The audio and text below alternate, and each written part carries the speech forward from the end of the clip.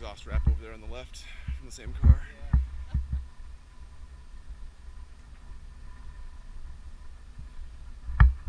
Yeah, that was like a puppy that shed a lot.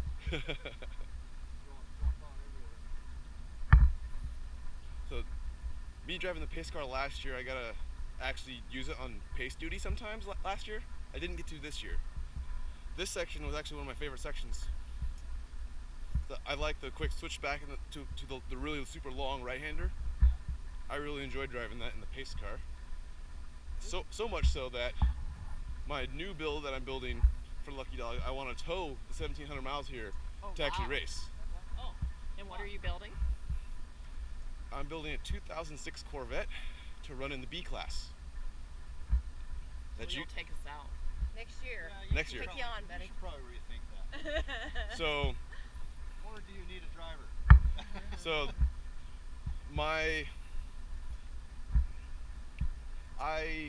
let's see. I don't like the typical Corvettes with V8s, because for me, a newer Corvette with a V8 is just a little bit too fast for me to drive in Lucky Dog. I will get the super dog times, and that's no fun for me. So to slow it down, I actually found a junkyard Corvette that already had the powertrain taken out of it. So I didn't have a V8 to sell. And I'm gonna put a 4-cylinder in it. So the 4-cylinder will make about 200 horsepower, about 200 foot-pounds of torque, and I should be able to drive the car as hard as I want, and I will still be a B-class car. So if you ever want to like flog a Corvette over the Corvette's limit and like hang on to it around every corner, which to me is entertaining, that will be my Corvette. Where most of my friends, if it still had the V8, the V8's fun, but they would not enjoy trying to drive the Corvette to the Corvette's limit. But you give them. A Corvette with the V8 in it that's a lot of car. So like white knuckle. Yeah. I actually have a 2001 Z06 Corvette that I use up here on track days, on PDS days, and I do lead follows with people and stuff. Very nice. It's a lot of car. So most of my friends aren't longtime racers. They're kind of intermediate or beginner types. So which is fun, right? It gets people into it. Which is fine. Yeah. But I want them to enjoy themselves. So they wouldn't enjoy like a race where they're trying to push themselves and go as fast as possible in their minds. Driving a 400 horsepower Corvette is not fun to them. Now, back roads, lots of fun. You know, drag racing, you know, they would enjoy that. But the racing aspect with other cars around, trying to drive the car to the car's limit with that much power is not fun to them. But 200 horsepower, that's within their wheelhouse. They can do that. So then all of us can have a bunch of fun. What kind of weight do you think you can get that car down to? With me in the car, it should be about 2,800 pounds. Huh? Ah.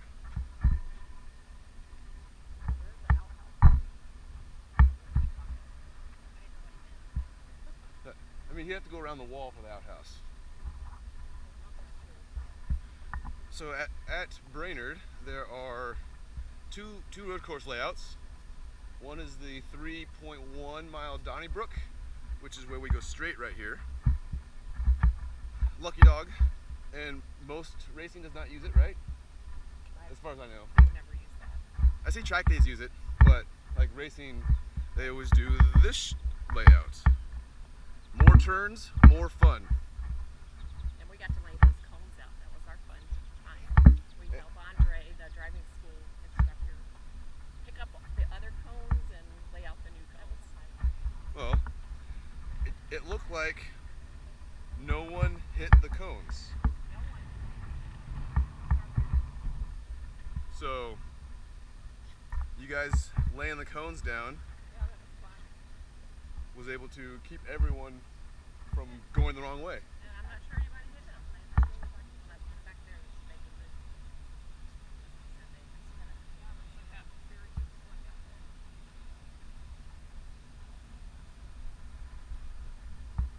let's see. There is an opening on the front straightaway, so we don't have to do the pit entrance. But normally, this pit entrance actually surprises you quite quickly because it's on the outside and you're trying to just do super long turn that just keeps going on forever and forever and forever. And there's just a quick sign on the fence that tells you pit's coming. And then you have the cones separating pit out versus the race line. But it comes up quick, like it really does. And I wish I had looked more in the hand, but when you're black flag, they put your number somewhere. Mm-hmm. And I do know my son said that's really hard to see. I don't. We should ask Ken when he He said a comes car back. was in front of him when he was, you could see there was a black flag. He couldn't tell it was him. Couldn't read the number. So usually it's at one of the turn stations. I liked it in the middle. Kept catching up with us so long. Yeah. So one turn station usually in the middle, sometime turn 6-ish. Where is the sign that shows you've been black flagged with your number? The typical station. Back just behind where we walked, at station 8 there. Yep. 8 will flag it, and 7 will actually flag They'll it. hold up the Or back on themselves. turn 6 Turn 6 area and and turn here. 8. Do they hold up numbers or is it on a sign? No, they take a black flag and they point it at you. Oh, okay. And if you abide by it, everything works great. If you don't, sometimes they do pull out a chalkboard, they write your number on it, and they flash it out in front of you and say, "Yeah, you, buddy, we want to talk to you." But this here, on this particular course at Brainerd, they have 2 courses, but this particular one, we're just exiting the carousel. Nice long sweeping corner. And it's very important coming out of this corner to set yourself up for the next corner, because the next corner can be very fast or very slow. And it all comes down to how you set yourself up. We do this in our driving school, and we totally freak out the students, because if you look at that wall in front of us, straight in front of us, just to the left of those tires, we tell the students to aim for that wall, and they get really nervous because, well, wait a minute, there's a wall there, we don't want to aim that way. Why would I want to point towards the wall with my car? No, we need to aim to the wall. And so, but what you're doing is you're setting yourself up. As we round this, you'll see what I mean.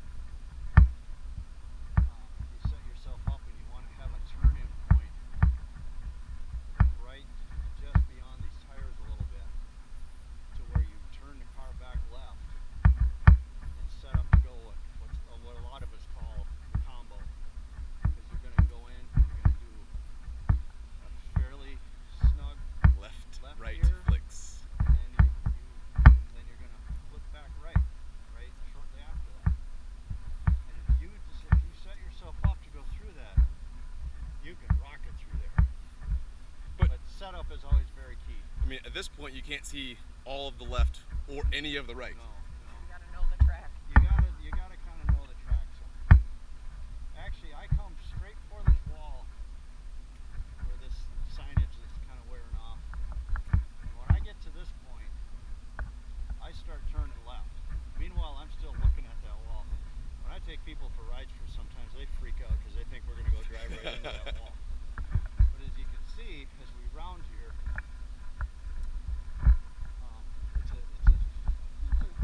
not a sharp, but it's a kind of a tight left turn here. It's sharp enough. It's sharp enough, and what you want to do is you want to hug this inside wall Again, as close as you can. Again, close to walls. Yeah. Why would people want to get close to walls with their cars? We were literally, when we knew we had it right, we literally had dust flying up because our wheels were cutting off that edge.